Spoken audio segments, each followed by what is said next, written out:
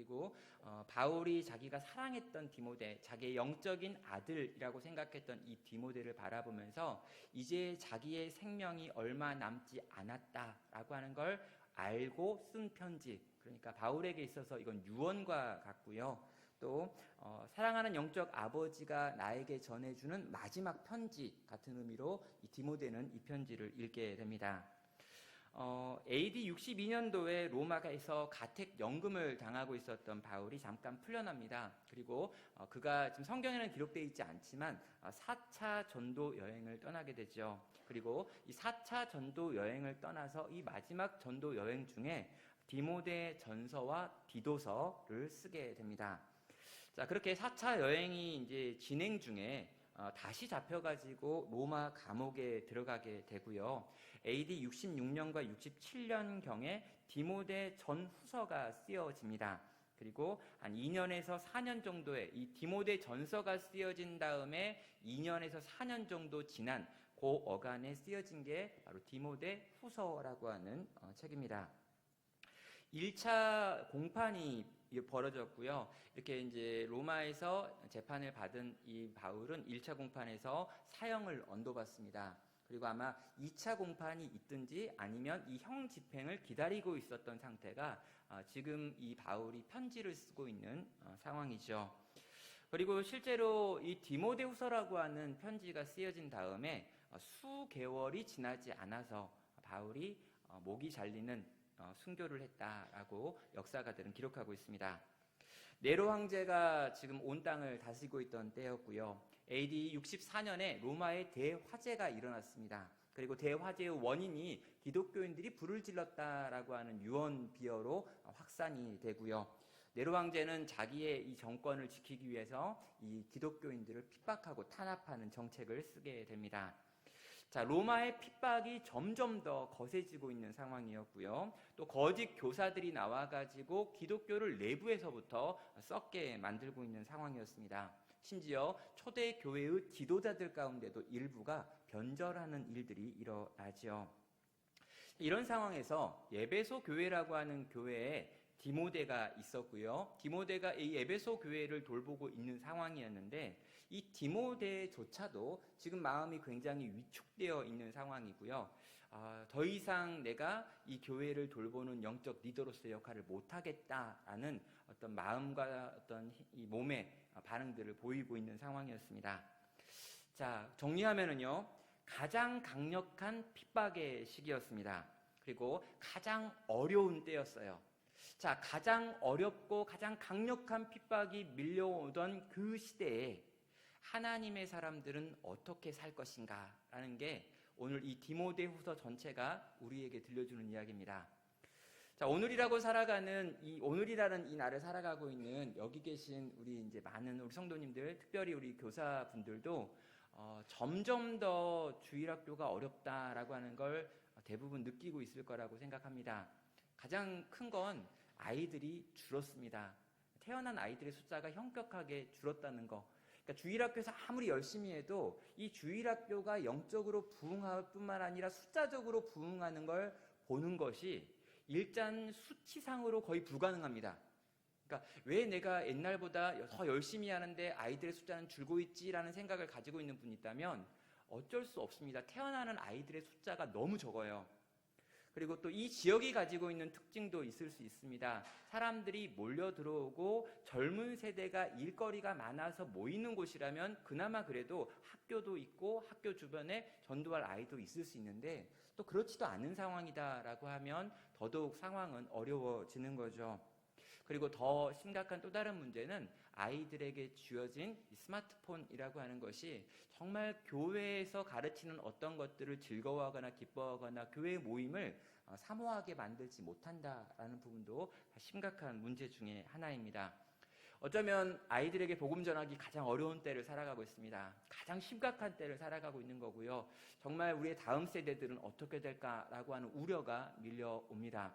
어쩌면 바울이 디모데를 바라보고 그 시대를 바라보면서 저 강력한 로마의 핍박과 저 거짓 이단들이 막 들고 일어나는 것 속에서 기독교회가 몰락하고 무너져가고 있는 상황을 보고 있는 것 같은 때가 어쩌면 지금 한국을 살아가고 있는 주일학교를 섬기는 모든 교사들이 느끼고 있는 마음과 정서일 수 있겠다라는 생각이 드는 거죠. 그럼 여러분, 우린 아무것도 하지 않고 이렇게 점점 초라해져가고 작아져가고 약해져가는 걸 내버려 둬야 하는 걸까요? 그럼 만약 그럴 거라면 우린 굳이 모일 필요가 없죠. 우리는 그렇게 되기 싫은 겁니다. 그렇다면 과연 뭐가 필요하고 어떤 게 필요한 걸까요? 디모데후서는 그 이야기를 들려주고 싶은 거고요. 바울은 죽기 전에 마지막으로 자기가 사랑하는 영적인 아들 디모데에게 이 거대한 어둠의 시기에 하나님의 사람은 이렇게 해야 된다라는 걸 들려주고 싶었던 겁니다. 1절과 2절에는 인사말이 있습니다. 하나님의 뜻으로 말미암아 그리스도 예수 안에 있는 생명의 약속대로 그리스도 예수의 사도된 바울은 사랑하는 아들 디모데에게 편지하노니 하나님 아버지와 그리스도 예수 우리 주께로부터 은혜와 긍휼과 평강이 내게 있을지어다. 바울은 자기가 사도다라고 하는 걸 강조하고 있고요. 하나님의 뜻으로 말미암아 되었다. 하나님의 그리스도 안에 있는 생명의 약속대로 내가 사도가 되었다라고 말합니다. 지금 바울은요, 자기 자신을 소개하면서 지금 자기가 경험하고 있는 이 약함, 감옥에 갇혀 있고 힘들고 늙었고 이런 걸로 소개하는 게 아니라 내가 하나님의 부르심을 받았고 그리스도 예수의 생명으로 사도가 되었다라고 말하고 있습니다. 왜 이렇게 말하는 걸까요? 지금부터 내가 하는 이야기는 늙은이가 하는 이야기가 아니다. 지금부터 내가 하는 이야기는 죄수가 하는 이야기가 아니야. 지금부터 내가 하는 이야기는 사도가 하는 이야기며 하나님께서 그리스도께서 세우신 자가 하는 말이니 사랑하는 디모데여 너는 이 이야기를 들으라는 것입니다. 권위 있게 말하기 위하여 바울은 이렇게 자기를 소개하고 있죠. 그런 다음에 수신하는 아들, 영적 아들 디모데를 이렇게 표현합니다. 사랑한다라고 하는 말을 계속해서 사용하죠. 또 아들이다라고 하는 표현도 사용하고 있습니다. 이 디모데라고 하는 이름은요, 이 티모라고 하는 것과 떼오스라고 하는 말이 합쳐진 말입니다. 이 떼오스라는 말은 하나님이라고 하는 뜻인데요, 티모는 공경하다라고 하는 것입니다. 그러니까 디모데라고 하는 이름은 하나님을 공경하는 자라고 하는 뜻으로 부모 중에 하나 이상이 적어도 그리스도에 대해서 특히 하나님에 대하여 알고 있었던 사람인 것을 보여주게 되죠. 나중에 보면 그 어머니가 신앙이 있었던 유대인이었다라는 걸 보게 됩니다. 자, 그의 상태는요, 로마서 16장 11절에 보면 나의 동역자라고 되어 있고요. 또 빌립보서 2장 20절에 보면 이밖에 내게 없다라고 말합니다. 1장 4절에 보면 그립다라는 표현이 있고요. 또 디모데후서 4장 9절과 21절을 보면 속히 오라라고 하는 표현이 있습니다. 아무튼 굉장히 친밀한 사이라는 거죠. 너무너무 소중한 내 영적인 아들이라는 겁니다. 심지어 내가 이 디모데에게 복음을 전했고 이 복음이 디모데에게 들려져서 이 디모데가 이제 영적인 리더가 돼서 예배소에 세워진 것도 바울의 영향력 때문이다라고 생각할 수 있는 것 같습니다. 자, 이렇듯 열심을 다해서 살아가고 있는 내 영적인 아들 디모데야, 이 어려운 시대에 교회의 리더가 되어 섬기는 너야, 내 이야기를 들어라 라고 하는 말로 시작이 되는 거죠. 자, 이 디모데만 그러면 이 편지를 읽었느냐? 그렇다면 우리가 이 편지를 읽을 필요가 없죠. 디모데에 대한 개인적인 이야기입니다. 그러나 오늘날 이 시대를 살아가고 있는 모든 성도들이 역시 디모데의 자리에서 이 바울이 해주고 있는 권면을 들어야 되는 거죠. 왜요? 같은 상황 속에서 같은 일을 지금 감당하고 있기 때문입니다. 인사말을 하고 있습니다. 은혜와 긍휼과 평강이 너에게 있을지어다 라고 이야기하죠. 은혜와 평강이라고 하는 건요, 바울의 편지 곳곳에 등장하는 그 당시 일반적인 인사말입니다. 이 에이레네라고 하는 표현은 헬라인들이 주로 사용했던 표현이고 평강이라고 하는 샬롬은 유대인들이 사용했던 표현입니다. 그러니까 유대인 출신이건 헬라인 출신이건 모두에게 바울은 인사했고 이 인사말을 두 개를 묶어가지고 주로 사용을 하는 거죠. 그런데 이 디모데 전후서에는 독특한 인사말이 하나 포함이 되어 있는데요, 긍휼이라고 하는 것이 그 사이에 끼어 있습니다. 은혜와 긍휼과 평강이 너에게 있을지어다 라고 말하죠. 긍휼이 뭘까요? 불쌍히 여겨주심입니다. 시대가 너무 악한데 이 악한 상황 가운데서 애써야 되는 디모데를 우리 하나님께서 불쌍히 여겨주시기를, 정말 어려운 시대에 교사가 되어서 영혼들을 섬기려고 애쓰고 수고하며 그 열매와 결실을 잘 볼 수 없는 사랑하는 교사들이여, 그들에게 우리 주님의 긍휼이 있기를, 주님의 불쌍히 여기심이 있기를 바라는 마음으로 바울은 이렇게 이야기하고 저 역시 여러분에게 그렇게 인사드립니다. 자, 디모데를 향한 감사와 격려의 이야기가 3절부터 5절까지 나오고 있습니다. 바울은 디모데를 지금 어떻게 격려해야 될까를 고민하고 있습니다. 그래서 디모데가 지금 이 영적인 침체, 교사 그만하고 이제 다시 사역하고 싶어 하지 않는 그 마음, 그 마음에서부터 어떻게든 돌이키기 위해서 지금까지 네가 걸어왔던 길이 옳은 길이었고 지금 네가 걷고 있는 길은 계속해서 옳은 길일 것이다 라고 하는 걸 보여주지요. 내가 밤낮 간구하는 가운데 쉬지 않고 너를 생각하며 청결한 양심으로 조상때부터 섬겨오는 하나님께 감사하고 내 눈물을 생각하여 너 보기를 원함은 내 기쁨이 가득하게 하려 함이니 이는 내 속에 거짓이 없는 믿음이 있음을 생각함이라. 이 믿음은 먼저 내 외조모 로이스와 내 어머니 유니게 속에 있더니 내 속에도 있는 줄을 확신하노라. 나는 너 때문에 엄청나게 감사하고 있다라고 이야기합니다. 내가 밤낮 너를 위해 간구할 때마다 쉬지 않고 너를 생각하고 기도하고 있다라고 이야기해요. 그런데 기도할 때마다 감사가 터져나오는 이유가 뭐냐면 네가 청결한 양심으로 조상적부터 하나님을 바르게 섬겼다라고 하는 그것에 대하여 내가 감사한다라고 밝히고 있는 거죠. 나에게 바람이 하나 있는데 나의 바람은 내 기쁨이 가득하게 되려는 것이다 라고 이야기하고 있습니다. 내가 너를 보고 너를 생각하고 네가 사역하는 걸 보면 내 마음의 기쁨이 가득하다라고 하는 말을 하고 있는 거죠. 너의 속에 있는 거짓이 없는 믿음 때문에 난 너무너무 기쁘고 외할머니로부터 이어져 내려오는 믿음, 어머니 유니게로부터 내려오는 믿음이 네 안에도 정확하게 있는 걸 알기 때문에 난 너무너무 기쁘다라는 이야기를 하고 있습니다. 왜 이런 이야기 하는 걸까요? 디모데가 지금 굉장히 마음이 약해져 있는데 아니다 디모데야, 넌 참 훌륭한 믿음을 갖고 있고 바른 믿음을 갖고 있고 애쓰고 수고하며 이제껏 살아온 거 다 잘한 거다라고 하는 이야기를 하고 있는 겁니다. 그럼 여러분 어떻습니까? 여기 교사를 하시는데 뭐 1, 2년 하신 분들은 실제 교사 같은 교사가 아니죠. 이런 분들을 교사라고 부르기엔 너무 이렇게 미비하고 최악 교사는 10년 정도 해야 교사라고 부르는 거잖아요. 난 교사를 20년 정도 하신 분 좀 계신가요? 난 30년 정도 했다. 교사를 한 30년 정도 했는데요. 내가 이렇게 어렸을 때 이 막 영아부 유치부 때 안고 있던 애가 중등부에 잘 나오고 있으면 어떤 기분일까요? 사춘기인데도 예배를 꼬박꼬박 빠지지 않아요. 물론 사춘기니까 옛날처럼 인사 안 하죠. 막 달려와서 앉지도 않고. 그러나 예배를 나와줘요. 근데 여러분 이 아이가 청년이 돼가지고 교회에 나와가지고 있는 걸 보면 또 어떤 느낌일까요? 근데 이 청년이 아주 이렇게 아주 번듯하게 자라가지고 청년부 회장이라고 헌신 예배 같은 데 나와가지고 이렇게 사회를 보고 있을 때 어떤 느낌입니까? 근데 이 청년이 아주 건실한 또 이렇게 성인이 돼가지고 누군가 또 믿는 자매와 결혼해가지고 또 여기를 이렇게 통과해서 걸어가는 거, 이런 거 볼 때 우리 안에 기쁨이 가득한 거죠. 제게도 굉장히 기쁨이 가득한 일들이 많습니다. 청년 사역을 오래 한 건 굉장히 많은 제게 기쁨을 주었는데요. 한 번은 그 우간다에 있는 UN 본부에서 저에게 전화가 이렇게 왔습니다. 영상 통화가. 어떻게 왔냐면요, 제가 가르쳤던 청년이 우간다에 있는 UN 본부에 들어가서 처음으로 인터넷이 이렇게 뚫렸다고 저한테 스카이프라고 하는 걸 통해서 영상 통화를 신청한 겁니다. 그 청년이 거기에 있는 것도 되게 큰 기쁨이었습니다. 그런데 그 청년이 그렇게 제게 영상 통화를 했던 이유가 뭐였냐면요, 자기가 UN 본부에 들어가서 한국인이 14명이 있는데 예수님 믿는 사람이 자기 딱 한 명밖에 없더라. 그래서 2명이 친해졌는데 그 친한 언니랑 같이 한 집에서 룸메이트가 되기로 했다. 그래가지고 룸메이트로 같이 사는데 냉장고에 보니까 기도문을 하나 이렇게 붙여놨는데 자기가 배웠던 기도문과 똑같은 기도문이 있더라는 거예요.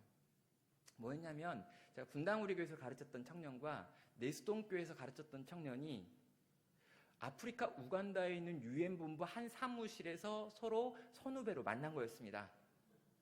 그래서 걔둘이가 너무 신기해가지고요, 그렇게 같이 둘이서 얼굴 내놓고 사진을 찍어가지고 영상을 해가지고 저한테 보내줬습니다.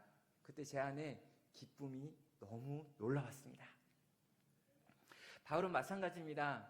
디모데야, 네가 그 믿음을 잘 지키고 있다는 거, 네가 그 믿음 안에서 지금도 사역하고 있다는 거, 네가 지금도 에베소 교회 안에서 힘들고 애쓰면서 교회를 섬기고 돌보고 있다는 그 이야기를 내가 들었고, 그것이 너무너무 나를 기쁘게 하는 소식이기 때문에 나는 기도할 때마다 너로 인하여 감사하고 있다라고 하는 말을 인사말에다가 넣고 있죠.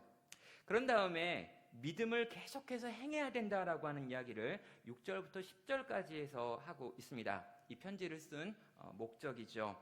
여기 보면 6절부터 8절에 있는 이 말씀이 이 디모데 후서 전체를 끌고 가는 가장 중요한 요절에 해당합니다. 그래서 6절부터 8절은 우리 다 같이 소리를 내가지고 한번 읽어보도록 하겠습니다.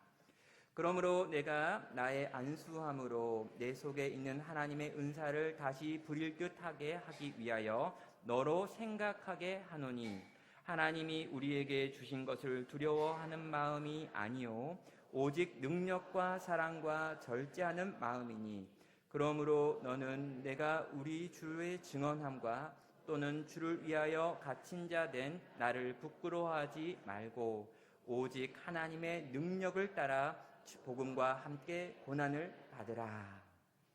아멘. 지금 두 가지 강조점을 가지고, 목적을 가지고 내가 이 편지를 썼다라고 밝힙니다. 너는 잊어버린 것들에 대하여 기억해야 된다라고 말하면서 그 기억을 돕기 위해서 내가 이 편지를 썼다고 이야기하고요. 또 하나는 너는 때가 어떠하건 간에 상관없이 복음을 전해야 된다라고 하는 이야기를 하려고 이 편지를 썼다라고 이 편지를 쓴 목적을 이렇게 밝히고 있습니다. 너로 생각해야 된다라고 말하면서 네가 안수받을 적에 당신이 받은 하나님의 은사를 생각해야 되고, 또 그 은사가 불일 듯 일어나게 하기 위하여 나는 이 편지를 썼고, 그 은사의 내용을 설명하면서 두려워하는 마음이 아니라 오직 능력과 사랑과 근신하는 마음이 바로 이 너에게 주어진 은사이기 때문에 이 은사가 다시금 불일 듯 일어나는 것, 그리고 너희가 그 은사를 받았던, 그 안수받았던 때를 제발 기억할 것을 이 편지의 목적으로 삼고 있습니다. 또 하나는 우리 주를 증언함과 주를 위하여 갇힌 자 된 나를 부끄러워하지 말고 오직 하나님의 능력을 따라 복음과 함께 고난을 받으라. 복음 때문에 고난을 계속해서 받으라 라고 하는 것이 지금 주고 있는 이 디모데를 향한 이 편지의 목적이 되는 거죠. 디모데는요, 지금 상태가 굉장히 위축되어 있는 상태였습니다. 영적 침체에 빠져 있다라고 불러도 좋을 것 같습니다. 지금 두려워하는 마음이 가득합니다.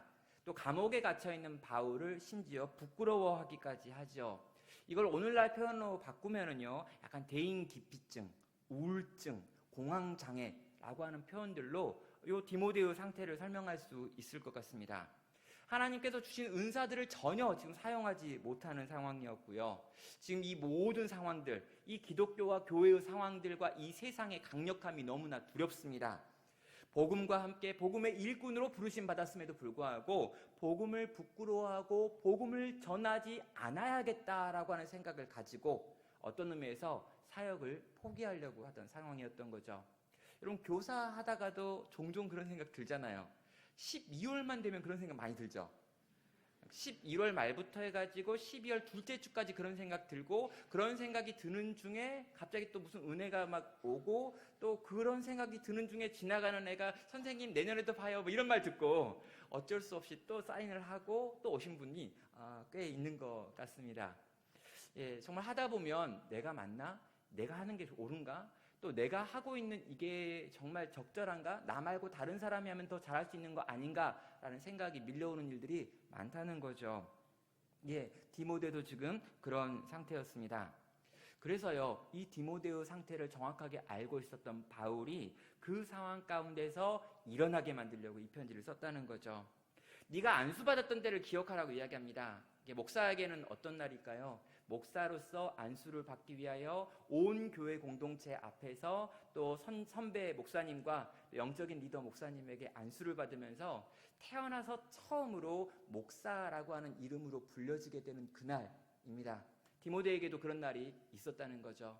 여러분에게도 그런 날이 있었을 겁니다. 처음으로 교사로 세워져서 아이들 앞에 서게 되어지는 그날, 정말 교회의 여러 가지 필요들을 돌보는 가운데 내가 어떤 직분을 맡게 되어가지고 사람들 앞에 서게 되어진 그날, 하나님과 사람들 앞에서 약속했던 그날, 바로 그날의 기억을 떠올리고 그날 하나님께서 너에게 주셨던 은혜를 제발 상기하라는 것입니다. 그리고 너는 너에게 주어진 이 복음의 이 놀라운 것, 이걸 아무리 복음 전하기 어려운 상황이라 할지라도 전해야 한다라고 하는 말을 지금 하고 싶은 것이죠. 사정이 아니라 지금 막 가서 이렇게 빌고 있는 게 아닙니다. 지금 바울은 디모데한테 막 사정을 하고 그래도 계속 해야 된다, 안 하면 어떡하냐, 제발 하자, 뭐 이렇게 안 해요. 뭐라고 하냐면 지금 당당하게 요구하고 있는 거죠. 사랑하는 디모데야, 네가 기억해야 된다. 네가 어떤 마음으로 시작했는지, 하나님이 너를 어떻게 부르셨는지, 그리고 하나님의 그 부르심 가운데서 네가 처음 어떤 방식으로 반응했는지, 그리고 네가 어떻게 그 복음을 받아들이게 됐는지, 네가 어떻게 이 복음을 경험했는지, 네 안에 있는 그 복음은 과연 무엇인지 제발 좀 생각하고 기억해라. 그리고 네가 생각하고 기억한다면 너는 일어날 수 있을 거다라는 것이 지금 이 디모데후서에서 바울이 디모데에게 들려주고 싶은 권면이 되는 것입니다. 9절과 10절을 보면은요, 우리가 기억하고 전해야 될 복음의 내용은 무엇인지에 대해서 말합니다. 너는 복음과 함께 고난받으라 라고 이야기했으니까요, 그 복음과 함께 고난받기 위해서 먼저 그 복음의 내용을 다시 한번 정리하고 있죠. 9절부터 10절입니다. 하나님이 우리를 구원하사 거룩하신 소명으로 부르심은 우리의 행위대로 하심이 아니요 오직 자기의 뜻과 영원 전부터 그리스도 예수 안에서 우리에게 주신 은혜대로 하심이라. 이제는 우리 구주 그리스도 예수의 나타나심으로 말미암아 나타났으니 그는 사망을 패하시고 복음으로써 생명과 썩지 아니할 것을 드러내신지라. 자, 복음의 내용을 설명하고 있습니다. 왜요? 우리가 지금 고난을 받는 거 좋아요. 그런데 고난을 받되 복음과 함께 고난을 받아야 되는데 엉뚱한 것 때문에 고난당하면 안 되기 때문에 우리가 전해야 될 그 복음의 내용을 바울은 아주 이 짧은 문장을 가지고 압축해서 전하고 있죠. 먼저 아니라고 하는 이야기를 합니다. 우리의 행위대로 하심이 아니오라고 하는 말이죠. 그럼 복음은요, 우리가 만들어낸 것 아닙니다. 우리가 노력해가지고 만들어낼 수 있는 것도 아닙니다. 애쓰고 수고한다고 해도 우리는 천국에 갈 수 없습니다. 복음은 하나님께서 우리 가운데 주신 은혜입니다. 우리에게 주신 은혜대로 하심이다 라고 이야기하는데, 오직 자기의 뜻과 영원 전부터 그리스도 예수 안에서 우리에게 주신 은혜가 바로 복음입니다 라고 복음의 은혜됨을 가르치고 있는 거죠. 그런데 이 복음의 이 은혜로운 복음이 우리에게 나타났습니다. 자, 복음이 어떤 능력을 발휘하고 복음이 어떤 가치를 가지고 있는지를 뒤에 이어서 설명을 합니다. 저는 사망을 패하시고 복음으로써 생명과 썩지 아니할 것을 드러내신다라고 말하죠. 여러분, 사망을 이기는 게 복음입니다. 여러분, 생명과 썩지 아니할 것을 드러내는 게 복음입니다. 이 엄청나고 놀라운 복음이 지금 은혜로 너에게 주어졌고 너에게 나타났고 너는 그 복음을 들고 전하는 사명을 맡았다라고 지금 가르쳐주고 있는 거죠.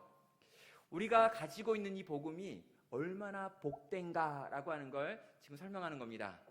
지금 우리가 가지고 있는 복음, 우리가 지금 입을 열어서 우리가 섬기고 있는 영혼들에게 전하고 있는 이 복음이 얼마나 놀랍고 위대한가. 심지어 이 복음은 사망을 이긴다. 이 복음은 곧 생명이다. 이 복음은 썩어질 것들을 드러나게 만든다. 이 놀랍고 위대하고 이 아름다운 가치 있는 이 복음과 함께라면 우린 고난당해야 되지 않겠냐라고 하는 이야기를 하고 있는 거죠.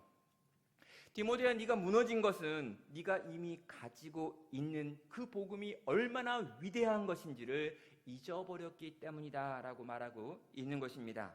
네가 가진 것이 얼마나 소중한 것인지를 안다면, 너는 네가 가지고 네가 또 전하고 있는 이 복음이 얼마나 엄청난 것인지를 안다면, 너는 이것으로 말미암아 힘을 얻어서 이것을 전하는 삶을 부끄러워하지도, 이것을 전하다 죽는 것을 두려워하지도 않았을 텐데, 너는 이 복음을 지금 잘 모르고 있다라고 하는 것이 들려주고 싶은 말인 거죠. 여러분, 아이와 어린이의 차이가 뭔지 아십니까? 아이와 어린이를 어떻게 구분할까요? 아이와 어린이.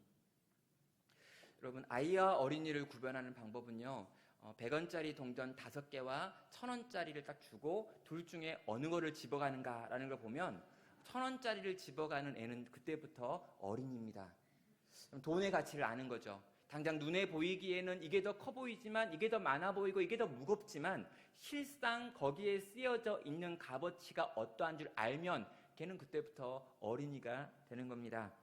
지금 바울은요, 디모데에게 말하는 거예요. 네가 복음을 가졌다는 거야.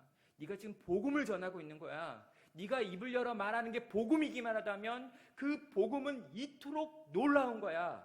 이 복음이 이토록 놀랍다면 이 복음과 함께 고난받는 거, 이 복음 때문에 네가 이런저런 어려움을 당하는 거, 그건 있잖아, 너무나 당연하고 심지어 마땅하지 않니? 라고 하는 말을 하며 복음을 이토록 영광스럽게 설명하는 거죠. 여러분, 내 안에 이 믿음이 반드시 드러나야 되는데요. 이 믿음이 혹시나 내가 복음을 잘 모르기 때문에 지금 약해진 건 아닐까 한번 생각해 보시면 좋겠습니다. 여러분, 내가 전하는 복음이 얼마나 놀라운지 아십니까? 내가 우리 아이들에게 전하는 이 복음이 어쩌면 이 아이의 영혼에 엄청난 영향을 끼쳐서 이 영혼으로 하여금 영원한 천국과 지옥을 가를 수도 있다라고 하는 생각을 해보셨습니까? 내가 가가지고 만나는 이 유치부 어린아이에게 전하는 이 찬양과 이 율동과 이 기도가 정말 이 아이가 커가지고 장성해서 큰 환난 가운데 큰 방황을 하던 그때 술 엄청나게 처마시고 정신이 거의 갈 듯 말 듯한 그 상황에서 흘러나오는 찬양이 될 수 있다는 거 아십니까? 제가 어떻게 아냐고요? 제가 그랬기 때문입니다. 그럼 제가 엄청 이렇게 정신없이 이렇게 이 대학 1학년 때 방황을 좀 했는데요. 엄청 방황을 하고 이 막 술을 엄청 마시고 제가 필름이 끊어졌는데 그때 필름이 끊어진 채로 제 옆에서 제가 노래를 불렀대요. 그래서 무슨 노래를 불렀는데 똑바로 걷고 싶어요 주님 뭐 이러더라고. 뭐 그랬더니 똑바로 걷고 싶어요 주님 뭐 이렇게 막 했다는 거예요. 나중에 너무 황당했습니다. 여러분, 이렇게 배운 게 어디 갑니까? 들은 게 어디 갈까요? 많이 배우고 많이 듣고 많이 사랑받고 많이 인정받고 많이 돌봄받았던 그 공동체에서 가장 많이 경험했던 것들이 어디 사라지는 걸까요? 여러분, 하나님께서 우리를 통해서 누군가에게 들려준 그 복음은 복음 자체의 능력 때문에 가치 있고 의미 있고 그 능력은 반드시 어떤 방식으로든 들어가고 나타나게 되어 있습니다. 이 복음이 우리에게 너무나 소중한 것으로 기억되고 생각되어지길 바랍니다. 그리고 이 복음을 전하는 일이 교사로서 내가 하는 일이기에 복음과 함께 고난당하기를, 복음 때문에 손해보고 복음 때문에 무시당하고 복음 때문에 시간을 빼앗기고 복음 때문에 내 물질이 흩어지는 것들을 두려워하지 않으시는 여러분 되시기를 주님의 이름으로 축원합니다. 바울은 이렇게 이야기한 다음에 사랑하는 영적 아들 디모데에게 나는 이렇게 살았다라는 이야기를 합니다. 위대한 복음의 소유자가 어떻게 살아야 되는지 내가 이렇게 살았어 라고 하면서 지금 11절과 12절에서 내가 복음을 위하여 살았던 삶의 방식을 이야기합니다. 내가 이 복음을 위하여 선포자와 사도와 교사로 세우심을 입었노라. 이로 말미암아 내가 또 이 고난을 받되 부끄러워하지 아니함은 내가 믿는 자를 내가 알고 또한 내가 의탁한 것을 그날까지 그가 능히 지키실 줄을 확신함이라. 멋있는 말 여기 다 있습니다, 여러분. 여러분, 디모데 후서만 봐도요, 멋있는 말이 너무 많아가지고요, 이 막 멋있는 말 하나하나 이렇게 외우고 막 이러면 너무너무 기분이 좋습니다. 그럼 바울이요, 자기가 이제 이 디모데에게 복음과 함께 고난당하라고 그랬잖아요. 그런 다음에 바울이 내가 복음과 함께 고난 당했다라고 이야기하는 거예요. 그리고 내가 이 복음을 가지고 고난을 당할 때 어떤 일들이 있었는가, 뭘 기대하고 있었는가, 자기의 개인적인 이야기를 들어주는 거죠. 여러분, 멋있는 말을 했는데 멋있는 말에 실체가 없을 때 우리는 그걸 따라갈 수가 없어요. 정말 복음과 함께 죽으십시오 그랬는데 복음과 함께 죽으라고 했었던 그분이 막 너무 막 잘 먹고 너무 좋은 집에 살고 너무 좋은 차를 타며 세상에서 떵떵거리고 모든 사람들이 막 이렇게 추앙하면요, 우리 이제 복음과 함께 죽으십시오 했던 그 말과 그분의 삶 속에서의 이 엄청난 괴리로 인해서 약간 정신이 이상해지는 거죠. 그리고 이 말을 믿을 수가 없는 거죠. 바울은요, 자기가 말했고 자기가 살았습니다. 그리고 자기가 말한 대로 어떻게 살았는지를 자기의 이야기를 지금 하고 있는 거죠. 내가 사는 이유는 바로 이거야 라고 이야기합니다. 내가 이 복음을 위하여 세우심을 입었다. 여기서 수동태를 사용하죠. 뭐냐면 내가 선택한 게 아니라 세우심을 입었다. 하나님이 나를 그렇게 세웠다라고 이야기하는 거예요. 나를 선포자로 만들었고 사도로 만들었고 교사로 만들었다. 나로 사역하게 만들었고 권위를 주셨고 가르치는 일을 하게 만드셨다. 그래서 나는 이 복음으로 인해 당하는 고난을 부끄러워하지 않을 것이다. 왜냐하면 이 복음은 너무나 중요하여 이 복음을 전하고 있는 나도 하나님께서 지켜주실 것이기 때문이다 라고 이야기하는 거예요. 무슨 말인지 아시겠어요? 이 복음이 너무 중요하니까 이 복음을 전하는 나도 하나님이 복음과 함께 딸려서 원 플러스 원 뭐 이런 거 있잖아요. 이렇게 덤으로 기타 등등으로. 그러니까 복음이 너무 중요한데 내가 이 복음을 붙들고 이 복음을 전하고 있기 때문에 하나님이 복음을 지키시는 것처럼 나를 지키신다. 그리고 나는 내 평생에 하나님이 그렇게 나를 지키시고 돌보시는 걸 경험했다라고 지금 말하고 있는 것입니다. 나를 의뢰한 자를 내가 알고, 나를 복음 전하는 자로 세우신 자를 내가 알고, 나의 의탁한 것을 그날까지 그가 능히 지키실 줄을 확신하기 때문이다 라고 말하는 거예요. 그러니까 이 복음을 하나님이 나한테 맡기셨는데 예수님이 나에게 이 복음을 맡겼다라고 하는데 이 복음을 맡긴 예수님을 내가 알고, 그리고 이 예수님께서는 이 복음이 온 세상에 다 전파되어지기까지 쉬지 아니하시는 분이라는 걸 내가 알기 때문에 나는 그 지식에 근거해서 이 주님과 함께 이 길을 계속해서 복음 전하는 삶을 살아내고 있다라고 말하고 있는 겁니다. 그럼 바울의 강함의 이유가 뭐냐면요, 철저하게 복음을 그의 삶의 중심에 두었고요, 복음이라고 하는 것으로 나의 삶을 평가하고 있기 때문입니다. 그래서 빌립보서 1장 18절을 보면은요, 그러면 무엇이냐, 거칠에도 하나 참으로 하나 무슨 방도로 하든지 전파되는 것은 그리스도니 이로써 나는 기뻐하고 또한 기뻐하리라 라고 말하죠.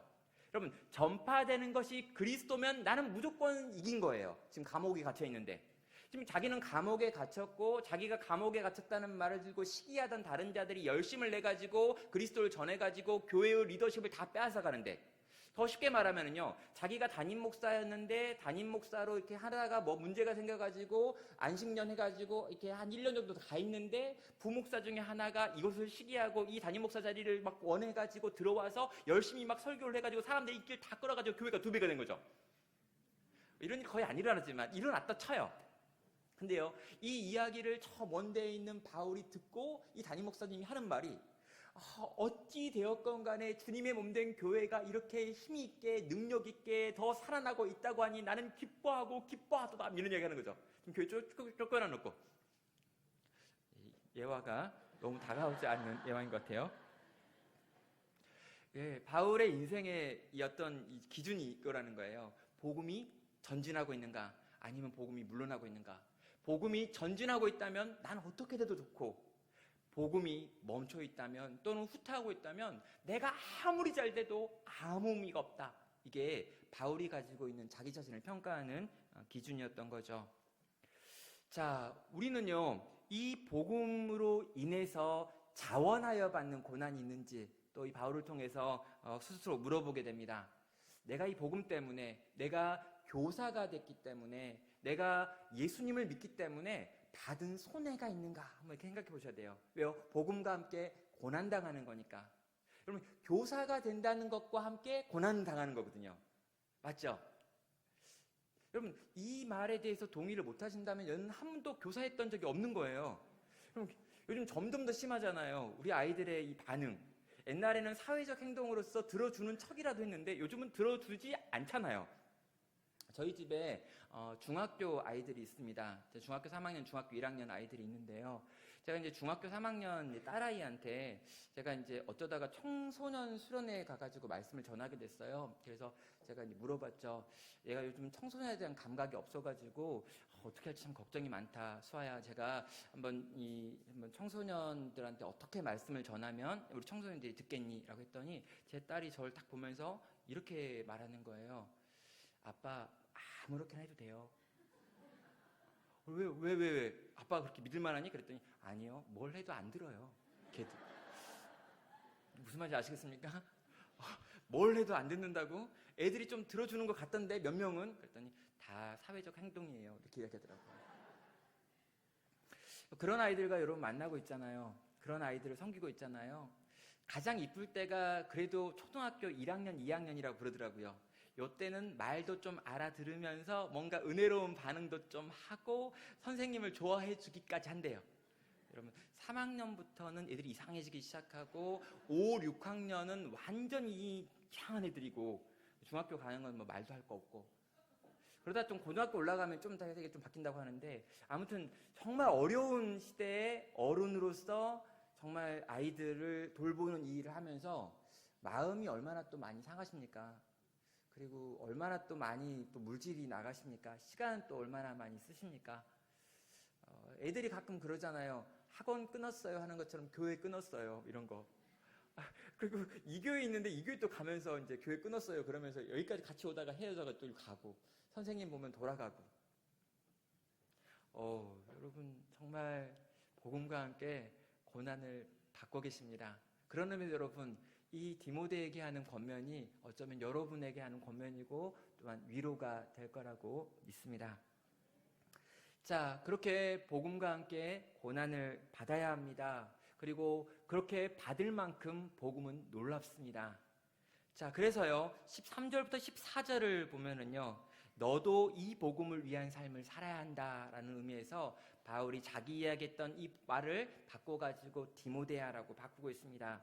13절은 이렇게 말하죠. 너는 그리스도 예수 안에 있는 믿음과 사랑으로서 내게 들은 바 바른 말을 본받아 지키고 우리 안에 거하시는 성령으로 말미암아 내게 부탁한 아름다운 것을 지켜라. 예, 내 이야기를 한 다음에 내가 이렇게 살았어. 나는 복음을 이렇게 생각해. 이 복음을 내게 주신 이를 내가 알아. 그리고 이 복음을 주신 이가 이 복음을 완성시킬 때까지 나도 그분과 함께 사역할 거야 라고 말한 다음에 너는 그리스도 예수 안에 있는 믿음과 사랑으로서 나한테 들었던 바른 말 이 복음을 본받아 지키고 또 성령 안에서 이것들을 끊임없이 가르치고 전해야 된다라고 권면하는 거죠. 여기에 나와 있는 이 바른 말이라고 하는 건 하나님의 말씀입니다. 그리고 성령으로 말미암아 너에게 부탁한 것이라고 하는 이 표현 역시 아마도 하나님의 말씀, 복음의 내용, 진리일 것입니다.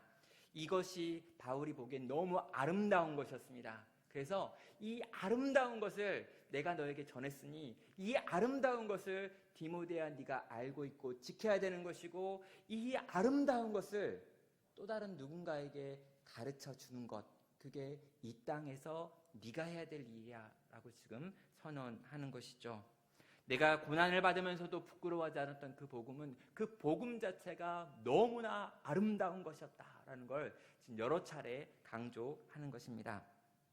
내가 신앙의 길에 어려운 일이 있어도 끝까지 갈 수 있는 이유는 이 복음을 맡기신 우리 주님을 내가 안다는 것과 그 주님께서 이 세상을 이기신다는 것을 내가 안다는 것, 그리고 이 주님이 내게 주신 복음이 이렇게 놀랍고 아름답다는 걸 내가 알고 있기 때문에 나는 그 주님이 내게 주신 복음을 가지고 끝까지 걸어간다라고 지금 말하고 너도 그래야 한다라고 가르치는 것입니다. 15절부터 18절에 있는 내용을 보면은요, 거기에는 이 고난의 현실 앞에서 이 두 종류의 반응이 있는데 복음을 버리는 사람도 있고 복음을 붙잡는 사람도 있다라는 걸 지금 예를 들어 가지고 보여주고 있습니다. 복음을 버린 자가 누구냐면요, 아시아에 있는 모든 사람들이 지금 배신했다고 이야기하고 있고요. 또 아시아 교회의 지도자였던 부겔로와 허모게네라고 하는 사람들이 교회의 지도자들이었는데 복음에서 떠났고 교회를 무너뜨렸다, 배교했다라고 이야기를 합니다. 그러니까 고난 앞에서 한쪽은 이 고난을 피하겠다고 떠나버린 사람도 있어요. 여기에 이 아시아라고 하는 말은요, 지금 우리가 생각하고 있는 이 지역, 우리 살고 있는 이 지역을 의미하는 아시아가 아닙니다.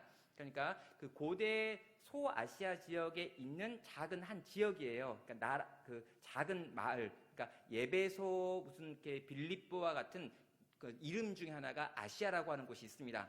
그러니까 그 아시아라고 하는 지역에 있는 영적인 리더였던 부겔로와 허모게네라고 하는 사람이 교회를 떠나고 교회를 배교하고 성도들을 배신했다라고 하는 이야기를 들었던 거죠. 고난 앞에서 그런 자들도 있다. 또 반면에 누가 있는가? 고난당하는 자와 함께 고난당하는 자가 있다라고 이야기하면서 오네시보로의 집에 긍휼을 베풀어 달라라고 말하고 있죠. 오네시보라고 하는 사람이 믿음의 사람이었고 그 사람은 참으로 아름다운 사람이었는데 내가 고난당할 때 나와 함께 이 고난에 동참해가지고 함께 이 고난을 당해준 그런 믿음의 친구들도 있다라고 밝히면서 너는 어느 편에 설 거냐라고 묻는 거죠. 여기까지 이야기 좀 이해되십니까? 1장을 다 정리했습니다.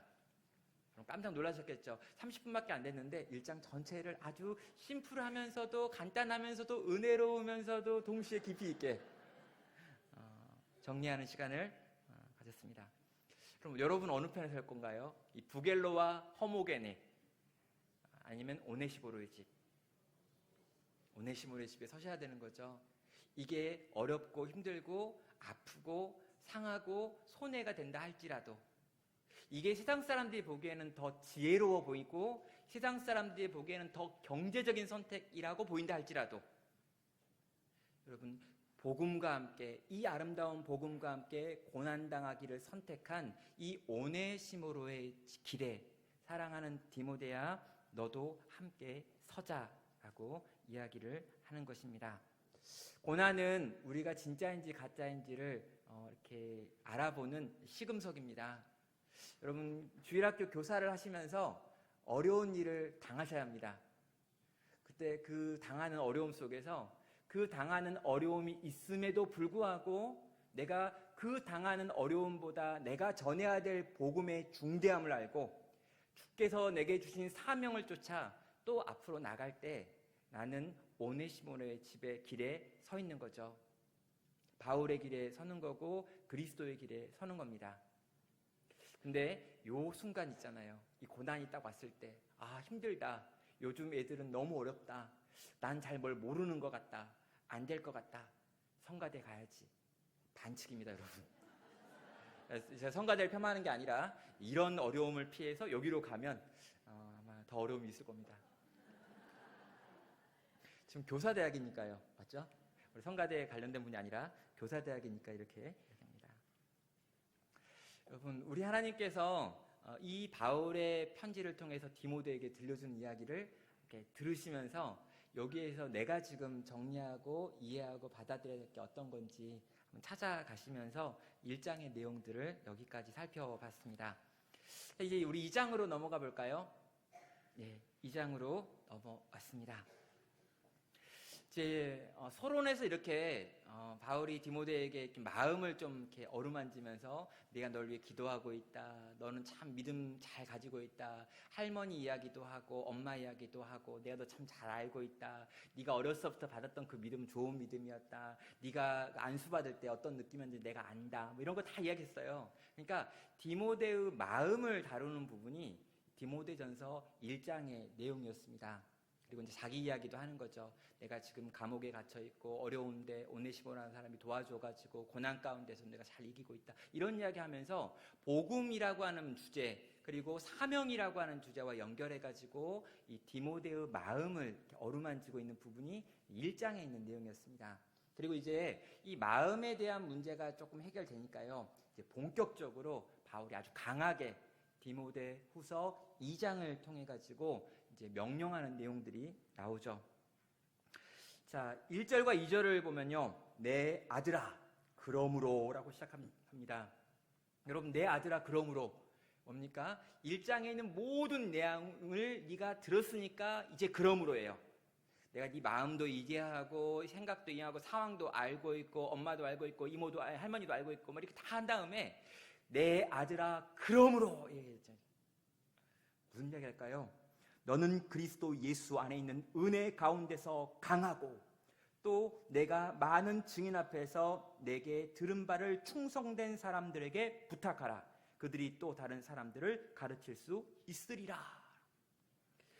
예, 두 가지를 말하고 있습니다. 하나는 강하라 라고 이야기하고요, 다른 하나는 부탁하라, 전수하라 라고 하는 말을 하고 있죠. 이 두 가지 명령이 디모데후서 전체에서 계속해서 흘러가고 있는 명령입니다. 내 아들아 라는 말을 쓰고 있죠. 저희 집에 아들도 하나 있거든요. 전 이 느낌 알아요. 내 아들아. 야, 아들! 딱 하면 이게 느낌이 있어요. 이렇게. 딸하고는 좀 이렇게 안 되는 어떤 게 있는데, 딸은 이런 느낌이 잘 안 드는데, 아들은 좀 느낌이 달라. 이렇게. 내 아들아. 그럼 아들이 갑자기 내 아버지. 딱 합니다. 좀 이제 잘 들으라는 거예요. 그런데 이 아들한테 뭐라고 하냐면, 내가 그리스도 예수 안에 있는 은혜 속에서 강하라 라고 이야기하죠. 그리스도 예수 안에 있는 은혜가 너에게 있다면 이 은혜는 너를 강하게 할 수 있다라고 이야기하는 거예요. 지금 디모데의 상태가 어떻습니까? 약해져 있는 상태입니다. 디모데는 지금 아무것도 할 수 없다고 생각하고 교회를 내려놓으려고 생각하고 섬김을 포기하고 도망가려고 하고 있는 상태였고 바울을 부끄러워하고 있는 상태였습니다. 그런데 이 디모데를 바라보면서 그리스도 예수 안에 있는 은혜 속에서 강하라, 내 아들아 라고 말하는 거예요.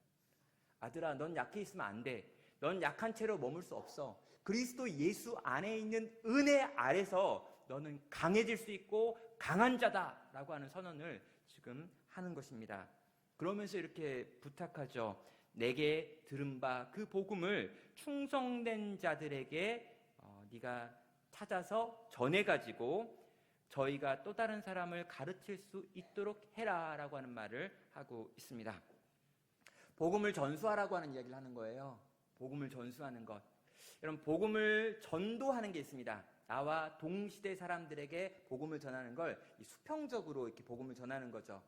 여러분, 전수는 뭐냐면 내가 누군가에게 복음을 전하고 그 사람이 또 누군가에게 복음을 전하고 그 사람이 또 누군가의 복음을 전하는 이 복음이 세대를 이어 내려가고 있는 모습을 우린 전수라고 이야기하죠. 주일학교는 전수하는 곳입니다. 지금 바울이 디모데에게 말하고 있어요. 근데 이 디모데에게 뭐라고 말하냐면 디모데야 너는 충성된 자들에게 복음을 전하라고 이야기합니다. 그러면 이 충성된 자들은 또 다른 자들에게 복음을 전할 거라고 이야기하는 거죠. 복음의 4대라고 하는 전수의 과정이 이 한 문장 가운데 있습니다. 복음은 늘 그렇게 전수되어져 왔습니다. 그리고 이 일이 끊어지면요, 이 일이 중간에 하나만 사라지면요, 복음은요 끊어져 사라져 없어집니다. 여러분, 예수 그리스도께서 우리를 위하여 행하신 그 십자가와 부활의 놀라운 역사가 이 복음 전수의 사명을 누군가가 이어가지 않고 여기서 누군가가 이 고리를 끊어버리면 사라져 없어져 들려지지 않고 보이지 않고 우리가 경험할 수 없는 것이 된다는 거죠. 그럼 바울의 마음 가운데 가장 큰 두려움이 뭐냐면 나는 죽어도 되는데 내가 전했던 이 복음은 지금 디모데가 가지고 있는데 디모데 제가 이 복음을 안 전하면 이 복음은 거기서 멈추고 끝난다는 거예요. 그래서 디모데를 향해서 충성된 자들에게, 그리고 충성된 자들은 또 다른 자들에게, 그래서 이 복음은 계속해서 흐르고 또 흘러가야 된다라고 하는 것이 디모데를 향한 강력한 명령이 되는 겁니다. 그럼 바울이 디모데에게 강하라고 명령하는 이유는 뭘까요? 이 시대가 너무 악하기 때문에 강하지 않으면 복음을 전수하는 이 일을 감당할 수 없다라고 생각됐기 때문인 거예요. 여러분, 이 시대가 너무나 악하기 때문에 이 다음 세대가 우리가 전혀 이해할 수 없는 세대이기 때문에 점점 더 교회를 바라보는 세상의 시선들이 너무나 달라지고 있는 시대이기 때문에 복음을 전하는 자의 복음 듣는 자가 점점 더 줄어들어가고 있는 시대이기 때문에 여러분, 정말 악한 시대이고 힘든 시대이고 어려운 시대이기 때문에 여기 계신 교사분들이 강하지 않으면, 그리스도 예수 안에서 예수의 은혜 속에서 강력해지지 않는다면 우리를 통해서 복음이 역사할 수 없고 복음이 전수되지 못하기 때문에 우리를 바라보면서 강하라라고 지금 권면하고 있는 겁니다. 그럼 강해지셔야 합니다. 여기 계신 분들은 다 강해지셔야 돼요. 그럼 난 또 이런 분 있잖아요. 나는 평소에 굉장히 온유한데요, 목소리도 별로 크게 안 낸대요, 이런 거 있죠. 이렇게 나는 강하지 않아요. 부드러워요. 나는 부드러운 게 강점이에요. 이런 거. 여러분, 여기서 말하는 이 강함은요, 우리가 가지고 있는 기질적인 강함을 말하는 게 아닙니다. 성향상의 강한 분도 있잖아요. 목소리도 크고 뭔가 하면 막 뛰어가고 생각하지 않고 막 움직여주시고 이런 분들을 강한 분이라고 말하는 게 아닙니다. 여기서 말하는 강함은요, 그의 기질을 뛰어넘어서 그리스도 예수 안에 있는 은혜 속에서 강한 것입니다. 그리고요, 그리스도 예수 안에 있는 은혜는 우리를 강하게 만들어냅니다. 그 은혜는 우리에게 힘을 주고요, 그 은혜는 우리로 압도하게 하고요, 그 은혜는 우리로 뒤로 물러서지 않을 수 있게 만들어내고, 우리가 어떠한 고난이 있다 할지라도 이 고난을 통과할 만한 힘을 그 은혜는 우리에게 공급한다는 거죠. 사랑하는 우리 교사 여러분, 그 은혜가 우리 교사님들 한 분 한 분 가운데 넘치도록 부어지기를 주님으로 축원합니다. 그 은혜가 여러분을 강하게 하기를 축원합니다. 그 은혜가 나로 하여금 내가 이전에 감당할 수 없는 것들을 감당하게 하는구나라고 하는 걸 경험하고 누리시길 바랍니다. 여러분의 가장 가까이에 있는 사람들이 내 안에 있는 그 은혜의 강함을 경험하고 누리고 또 그것을 보고 확인할 수 있기를 주님의 이름으로 축원합니다.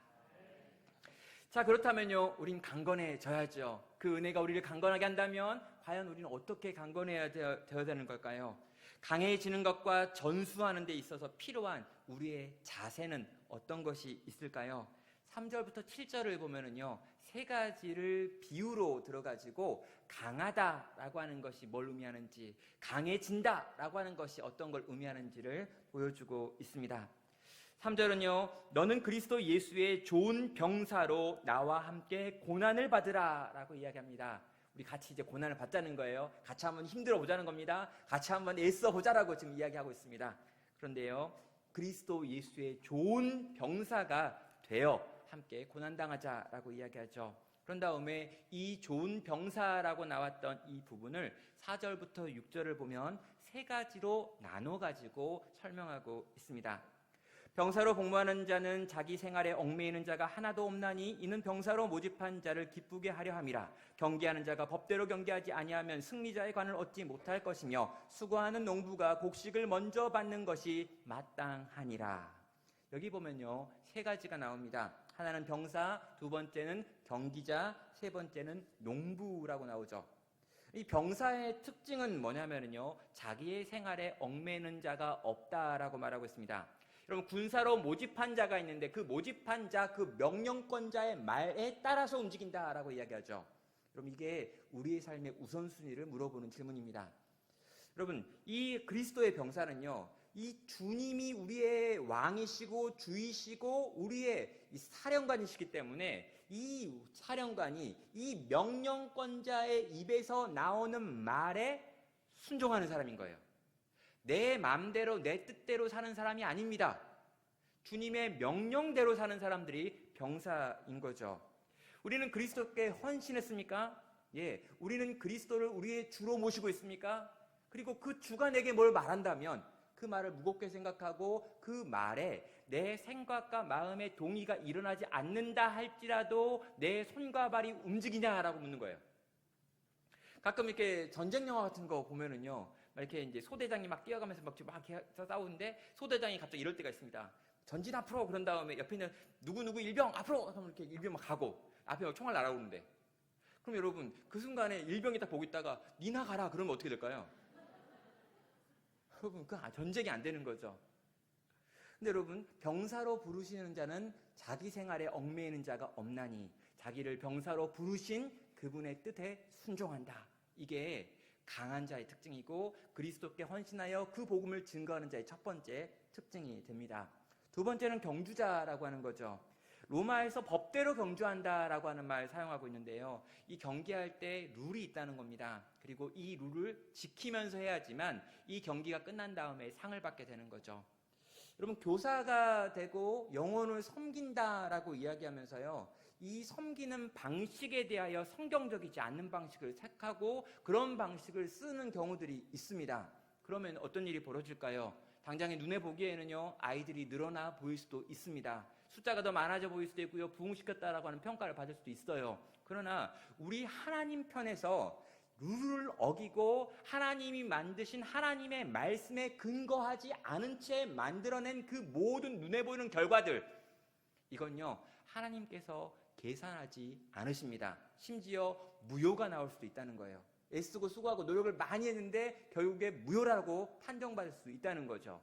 그래서 여러분, 우리는 경주자가 그 경기의 룰을 알아야 되는 것처럼 우리가 전해야 될 내용, 우리가 지켜야 될 하나님의 말씀의 룰을 지키면서 이 섬김과 이 수고와 이 삶을 살아가야 되는 것이죠. 하나님의 뜻이 무엇인지 물으셔야 합니다. 진지하게 내가 어떤 것을 어떻게 가르쳐야 되는지 하나님께 듣는 일들이 우리에게 먼저 있어야 하는 거죠. 마지막 세 번째는 농부에 대한 이야기를 하고 있습니다. 농부는요 수고하는데 이 수고하는 농부는 곡식을 먼저 받기 위해서 일한다라고 이야기합니다. 여러분, 이 농부가 하고 있는 수고가 과연 어떤 걸까 우리가 좀 생각할 필요가 있습니다. 여러분, 농사를 지으시는 분들은 이 농부의 수고가 어떤 건지도 잘 알 텐데 오늘날 우리는 많이 이제 이걸 잘 모르죠. 그런데 이 농부의 수고를 이렇게 표현하는 표현 중에 이런 표현이 있더라고요. 반복적이고 지속적으로 힘겨운 일을 계속할 수 있는가라는 거였습니다. 반복적이고 지속적이며 힘겹고 심지어 눈에 잘 드러나지도 않는 일, 이게 농부의 일의 모습이라는 거죠. 여러분, 반복적입니다. 내가 이만큼 물을 뿌렸다고 이만큼 자라있는 게 아니고 내가 이만큼 뿌려도 안 보이고 이만큼 뿌려도 안 보이고 이만큼 뿌려도 안 보이고 이만큼 뿌렸는데 이만큼 나오고 뭐 이런 거 있잖아요. 그러니까 여러분, 이 농부의 일 자체가 갖고 있는 이 수고로움, 반복되어짐, 이 지침, 피곤함, 이 모든 것들이 이 하나님의 말씀을 전하고 가르쳐야 되는 교사에게 주어져 있는 고난 중에 하나가 되는 거죠. 여러분, 울며 씨를 뿌리러 나가는 자는 이라고 하는 시편 126편의 고백이 있습니다. 여러분, 울며 씨를 뿌리러 나갑니다. 여러분, 씨를 뿌리러 나가는데 웃으며 나가지 못하는 거예요. 왜 그럴까요? 힘들고 어려우니까요. 울며 씨를 뿌리러 나갑니다. 근데 하나님은요 그 울며 씨를 뿌리러 나가는 자에게 기쁨으로 단을 거둘 거다라고 약속하고 계시죠. 심지어 반드시 기쁨으로 그 단을 거둘 것이다라고 2번 연거푸 약속하고 계십니다. 자, 믿음으로 사는 성도는 어떻게 살아야 되는가? 우선순위의 부분에서 하나님의 군사가 되어야 합니다. 법대로 살아야 된다는 의미에서 경주자가 되어야 됩니다. 수고하고 땀 흘려야 된다는 의미에서 농부의 특징도 같지요. 자, 이 세 가지를 이야기했습니다. 그런 다음에 7절을 보면요 이렇게 선언하고 있습니다. 내가 말하는 것을 생각해보라. 주께서 범사에 너에게 총명을 주시리라. 이건 또 무슨 말입니까? 예, 내가 말하는 걸 생각해보래요. 여러분, 뭘 말했습니까? 그리스도의 좋은 병사가 되라고 이야기했습니다. 그런 다음에 군인이 되어야 된다. 그리고 너희가 경주자가 되어야 된다. 농부가 되어야 된다라고 이야기했죠. 이 세 가지가 마음에 드는 게 있습니까, 여러분? 하나도 마음에 안 들어요. 하나도 마음에 안 드는 세 가지를 이야기해놓고 그것들을 생각해보라 그랬습니다. 그런 다음에 이렇게 부연 설명을 하죠. 주께서 범사에 너에게 총명을 주시리라. 무슨 말일까요? 네가 이 세 가지를 찬찬히 생각을 해봐. 그러면 이 세 가지 하기 싫을 거야. 근데 이걸 찬찬히 생각하고 있으면 하나님께서 너에게 총명을 주셔가지고 이것들을 바라보는 너의 눈과 생각을 바꿔주실 거라는 거예요. 그래서 이 세 가지가 인간적으로는 너무너무 싫은 것들이고 힘들 것들이고 어려운 것들인데 하나님께서 너에게 총명을 주셔가지고 그 하나님이 주시는 총명, 그 밝아진 눈을 가지고 그걸 보면 그것들이 이해가 될 거야. 그리고 그것들을 하고 싶을 거야. 그리고 그것들을 위하여 사는 것이 전혀 손해라고 생각되지 않을 거야. 왜요? 모르겠어요. 성령께서 우리에게 총명을 주셔서 우리의 생각과 사고를 바꾸셔서 우리가 그렇게 허비하며 살아가는 그런 삶의 방식을 전혀 손해보는 거라고 느끼지 않게 만드는 역사가 일어난다는 거죠. 가끔 이제 우리 성도님들 중에 그런 분들이 있습니다. 아, 목사님은 정말 너무너무 고생이 많으십니다. 뭐 이런 거 있죠. 이렇게. 그리고 너무너무 이렇게 애를 많이 쓰십니다. 너무너무 수고를 많이 하시네요. 뭐 이런 이야기를 하시는 분들이 종종 있습니다. 또 이렇게 선교사님 보면서 선교사님들은 너무 고생이 많습니다. 뭐 이런 이야기 하는 분이 있습니다. 예, 근데요, 여러분 앞으로 그런 말 하지 마십시오. 말도 안 되는 말을 하는 거예요, 여러분. 여러분 선교사 목사들은요, 기본적으로 엄청 이기적인 사람들입니다. 왜요? 인간이 할 수 있는 것 중에 가장 좋은 걸 너무 이기적이어가지고요, 지금 하고 있는 거거든요. 저는요, 제가 너무너무 하고 싶고 내가 생각하기에 가장 가치 있는 일에 내 모든 걸 쏟아부어 일할 수 있는 기쁨과 즐거움과 감격을 누리고 있는데 저한테 희생했냐고요? 그게 어떻게 희생이에요? 여러분 그런 생각 들지 않습니까? 선교사님들은요, 더 이기적인 사람들이에요. 이걸 더 한번 열심히 해보겠다고 한국을 떠나가지고 자유롭게 외국에 산다고? 이런 나쁜 사람들. 너무 이기적이에요. 저는 그나마 한국에 있으니까 막 지켜야 될 것도 있고 부모님께 인사도 가야 되고 뭐 이거 챙겨야 될 것도 막 있는데, 이 사람들은 그런 것도 하기 싫다. 그리고 나한테 복음만 전하겠다 해가지고 저 나라 가가지고 막 마음대로 하고 있죠, 마음대로. 여러분 저는 개인적으로 생각하기에 너무 이기적인 사람들이 일하고 있다라고 생각을 합니다. 뭘 많이 희생했다고 생각하지 않아요. 왜요? 아니 내가 이 아름다운 복음을 맡았는데요, 심지어 이 아름다운 복음을 전하는 일을 하고 있잖아요. 그리고 심지어 여러분 제가 말하는데 여러분 듣고 있잖아요. 제가 누군데 제가 말하면 여러분 들을 사람입니까? 제가 말 한마디 하면 여러분 10마디 말해야죠. 제가 여러분들 인생의 경험이 많습니까? 뭐가 많습니까? 뭐 없어요. 근데 제가 목사가 돼가지고 하나님의 말씀을 전하니까 여러분 들어주는 거 아니에요? 여러분 저는요 손해본 게 없어요. 희생 안 했습니다. 저는 엄청 이기적이에요. 챙길 거 다 챙겼습니다. 이 정도 챙겼으면 됐지 또 뭘 더 챙기겠다고. 예, 전 정말 그래요. 여러분 교사가 됐다는 게 어떤 걸까요? 제가 한번 이걸 묵상해봤어요. 교사대학에서 설교한 거 처음이거든요. 교사대학에서 이 본문을 가지고 내가 어떻게 하면 좋을까를 생각하다가 이런 생각이 났습니다. 여러분이 교사가 돼가지고요, 중등부 애들 한 5명을 지금 섬기고 있다고 쳐봐요. 여러분 이 중등부 애들 하나하나가 누굽니까? 그 걔네 집 엄마 아빠의 눈물과 콧물과 인생과 그 모든 게 녹아가지고 만드는 게 걔네 아니에요. 그 인간을 5명이나 여러분에게 맡겨가지고 1시간 가까운 시간 동안 여러분에게 위임을 했는데, 여러분이 무슨 자격증 있어요? 이렇게 중등교사 자격증 이런 거 없잖아요. 그런 거 교회에서 좀 임명장밖에 없잖아요. 심지어 임명장도 안 받은 분도 계시고 보조교사에서 얼떨결에 올라가가지고. 그러니까 여러분 생각을 해보면은요, 아니 내가 누군데 나에게 하나님께서 복음을 전하는 사명을 주시고, 심지어 나는 가만히 있었는데 교회에서 저 귀한 영혼들을 맡길까? 그리고 나는 내 입을 열어서 내 삶으로 내가 알고 있는 가장 존귀한 하나님에 대하여 들려주고 보여주고 나눠줄 수 있는 이 기회를 내가 얻었다는 거죠. 그럼 우리가 손해봤나요? 물론 시간을 좀 손해봤죠. 떡볶이 사느라고 돈을 좀 썼어요. 피자 샀으면 좀 더 썼고요. 여러분 우리가 여러 가지로 애쓰고 수고한 게 맞습니다. 근데 여러분 우리에게 있는 영혼, 그 영혼에게 미칠 수 있는 영향력 생각해보면요, 우리는 어쩌면 손해보지 않았어요. 우린요 이기적이에요. 우리는요 꽤나 이기적인 사람들입니다. 그래서 더 의미 있는 일을 해보겠다고, 더 가치로운 일을 해보겠다고, 교회 안에 있는 여러 가지 섬김들 있지만 더 가치 있고 더 영적인 일을 해보겠다고 여기 뛰어들어가지고 요 영혼들을 만나서 이 섬김들을 이어가고 있다는 거죠. 그럼 여러분 우리는요, 누가 고생한다고 말하면 에이 내가 무슨 고생이냐, 네가 고생이지 이렇게 이야기해줘야 돼요. 와가지고 중학생들 요즘 하는 거 진짜 힘들다는데 어떻게 좀 힘들죠? 막 이렇게 하면 그게 뭐가 힘드냐? 나한테 주어진 영광이 있지, 이러는 거죠. 이렇게. 그래야 다음번에 교사들 지원이 많이 들어와요.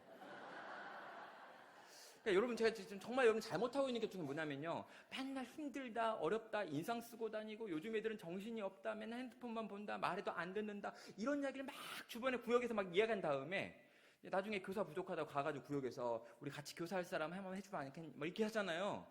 누가 와요, 누가? 그러니까 여러분 평소에 어떻게 해야 되냐면, 교사를 하는 게 너무 행복하고 교사를 하는데 너무 막 기쁘고 내 생일이라고 10명 중에 1명이 그래도 문자 한번 보내주고 내가 이렇게 막 우와 막 이렇게 했는데 내가 누구간데 저 젊은 애들이 나한테 막 따라와가지고 선생님 나 교원 자격증도 없고 나 임용고시 봐서 맨날 떨어졌는데 막 여러분 생각해보면요, 우와 뭐 이런 얘기 막 해야 되는 거 이렇게 막. 그래야 이제 연말이 돼가지고 슬슬 내가 빠져나갈 그 시점에 이렇게 좋은 교사 자리가 나왔는데 혹 하고 싶은 사람 선착순 받을까? 이렇게 해가지고 선착순으로 줄 서 있는 애들 중에 내가 몇 명을 뽑고 몇 명을 떨어뜨리는 이런 종류의 이제 일들이 일어나야 되는 거잖아요. 이 막 교사 경쟁률이 막 10대 1 들어가는 게 너무 힘들어가지고 요즘 막 너무 어렵고 막 시험 봐서 들어오고. 저는 맞아요. 그런 일이 일어나기를 축원합니다. 예, 지금 바울은요 디모데에게 찬찬히 한번 생각해 보라는 거예요. 진짜 한번 잘 생각해 보라는 거예요. 디모데야, 네가 누군데 너를 하나님이 좋은 군사로 불렀다. 디모데야, 네가 널 생각해봐. 네가 무슨 경주자야. 야, 널 잘 생각해봐라. 너한테서 무슨 열매가 맺히겠니?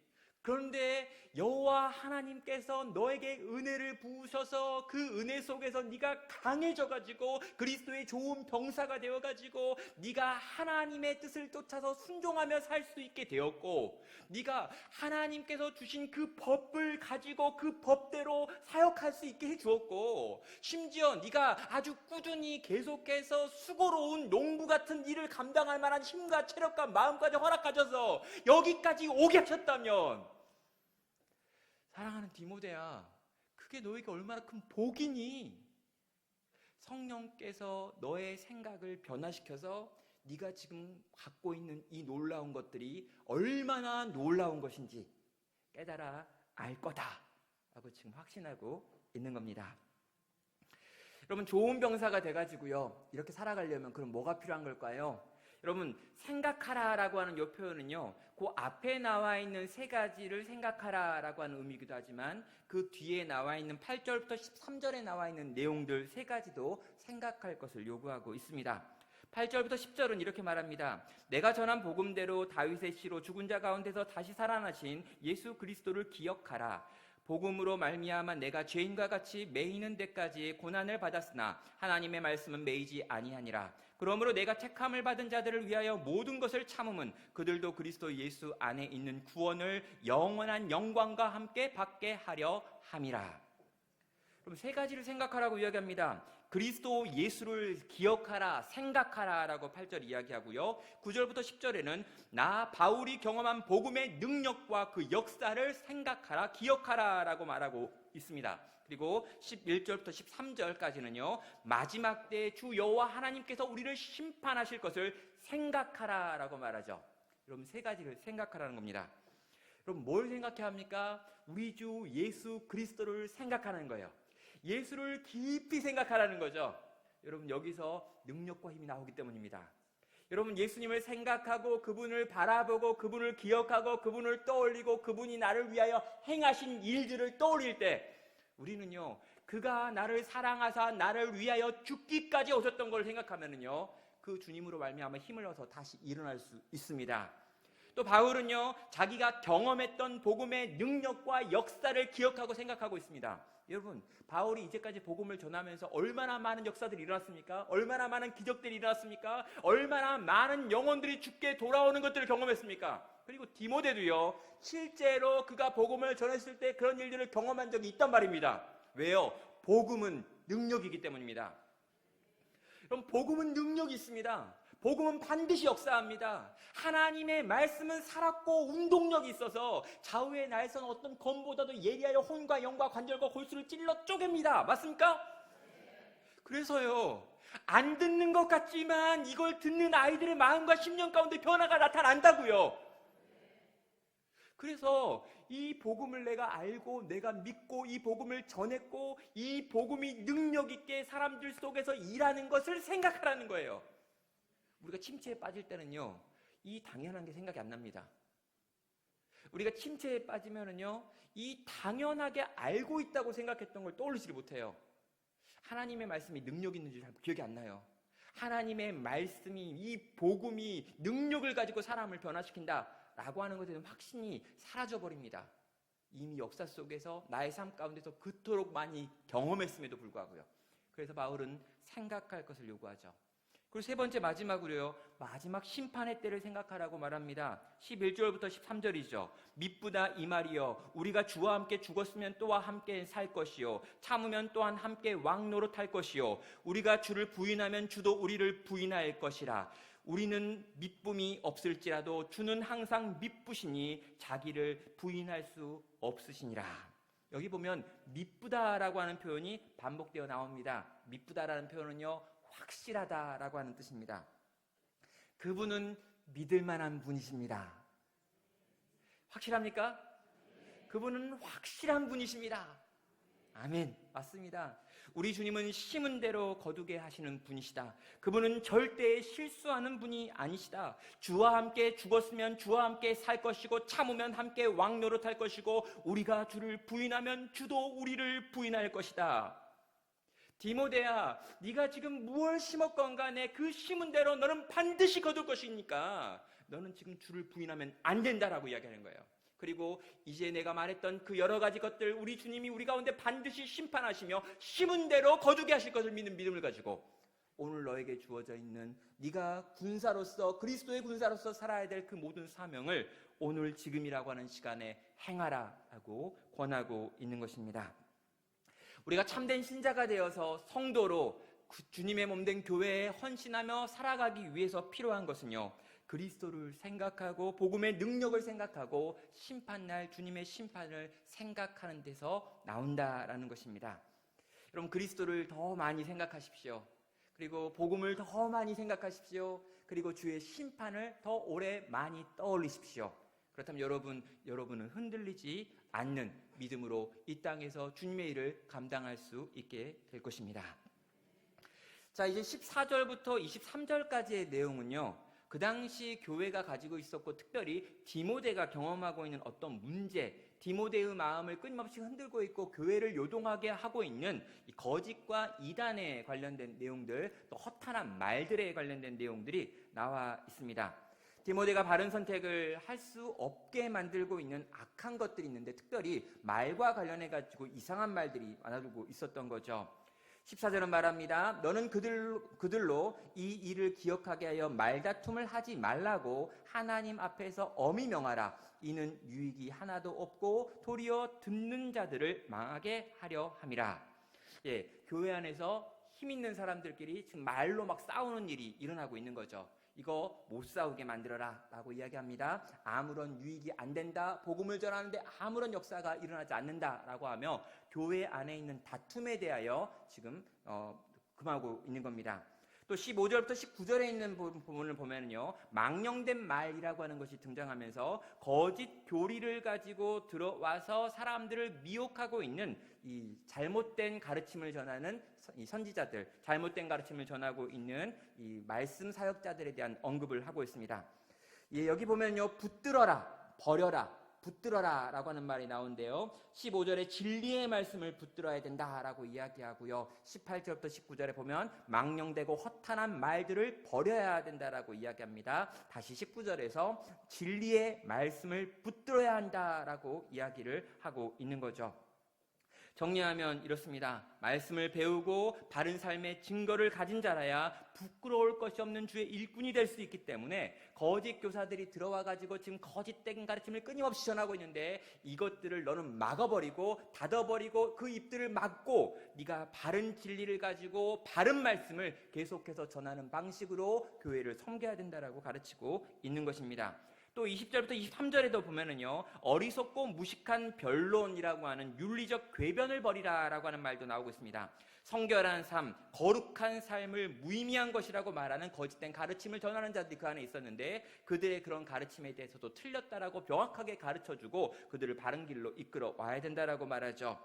여러분 20절 보면은요, 큰 집에는 금그릇과 은그릇뿐 아니라 나무그릇과 질그릇도 있어 귀하게 쓰는 것도 있고 천하게 쓰는 것도 있나니 그러므로 누구든지 이런 것에서 자기를 깨끗하게 하면 귀히 쓰는 그릇이 되어 거룩하고 주인의 쓰임에 합당하며 모든 선한 일에 준비함을 되리라 라고 말하고 있습니다.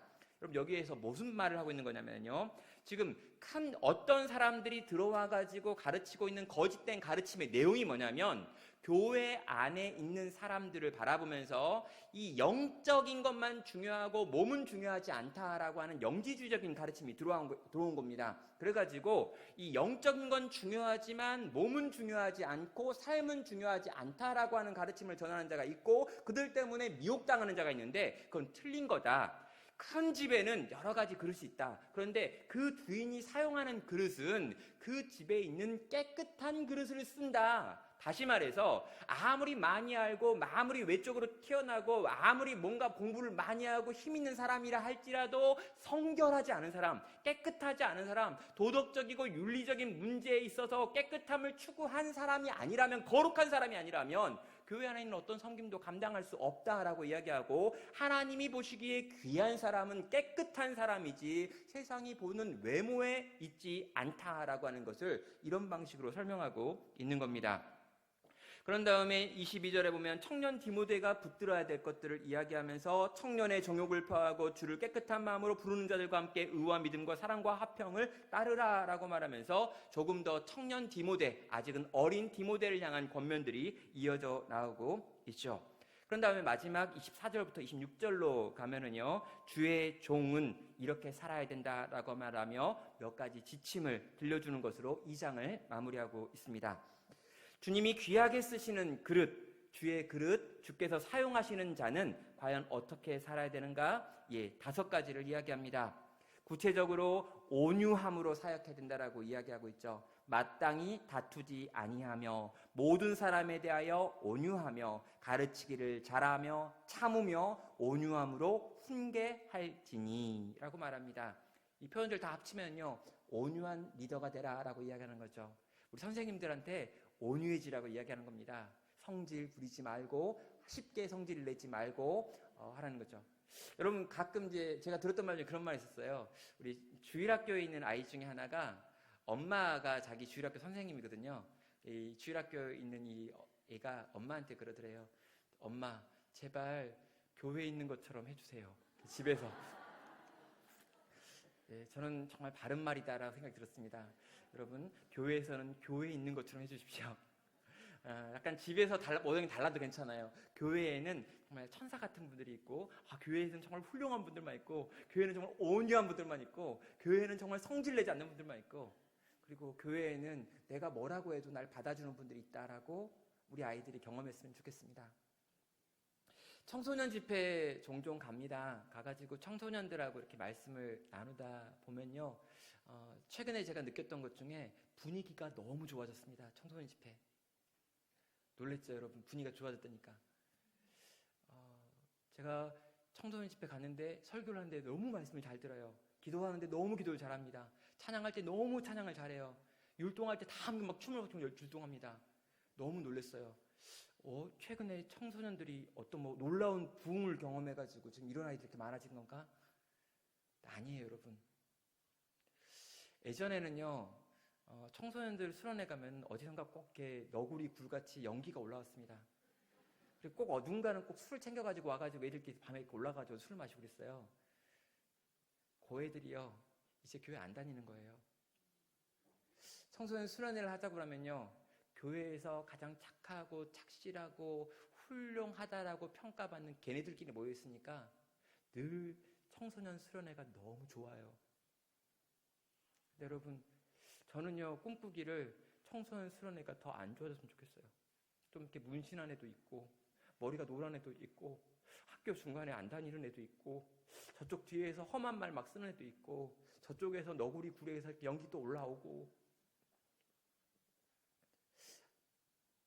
근데 여러분, 이 아이들이요, 그 당시 왜 교회를 나왔을까라고 생각해보면요, 교회에 오면 선생님이 나를 받아줬기 때문이죠. 선생님은, 교회 선생님은, 학교 선생님은 아니고, 엄마도 아니고, 아빠도 아닌데, 적어도 교회 선생님은 이런 내 모양 이쁘다 그러고, 이런 나 찾아서 학교 앞까지, 교회 앞까지 와주고, 이런 나 데리고 떡볶이 먹어주고, 이런 내 이야기 들어주느라고 밤새 놀이터에서 앉아있어 줬으니까. 근데 어쩌면 지금 한국교회는 그 경계선에 있었던 대부분의 아이들을 다 잃어버리고요. 나름 괜찮은 애들만 모아놓고 함께 예배하고 있는 것 같기도 합니다. 이야기들을 이제 정리할까요? 신자는 강해져야 합니다. 교사는 강해져야 합니다. 그리스도 예수 안에 있는 은혜 속에서 여러분은 강해지셔야 합니다. 아이들은 점점 더 이상해져 갈 것입니다. 복음 전하기는 너무나 어려울 것입니다. 교회를 바라보는 세상의 시선은 참으로 차갑고 냉랭합니다. 점점 더 아이를 보내는 것을 힘들어하는 그런 부모들의 모습들도 보게 됩니다. 입시는 여전히 아이들을 많이 빼앗아 가버릴 것입니다. 어렵고 힘든 그 시기입니다.